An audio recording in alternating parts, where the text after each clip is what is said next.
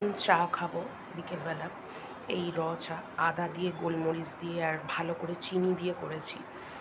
আর তার সাথে কি কি খাবো দেখো, এখানে রয়েছে চায়ের সাথে যে বিস্কুটগুলো খায় সেই ধরনের বিস্কুট।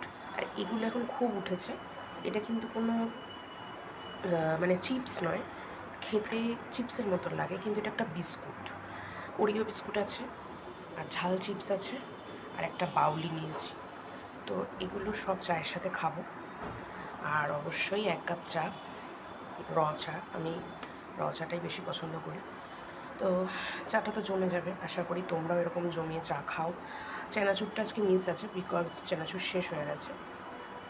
তো চা খাওয়ার জন্য সবসময় আমি মোটামুটি যেগুলো লাগে আমি এগুলো খুব পছন্দ করি, এগুলো ঘরে সবসময় মজুত রাখার চেষ্টা করি এবং খুব পছন্দ করি আমি এই ধরনের স্ন্যাক্স দিয়ে চা খেতে। তোমরা কে কীভাবে চা খাও, কী দিয়ে খেতে পছন্দ করো একটু জানাও, কমেন্টস করো। ভালো থাকো সবাই।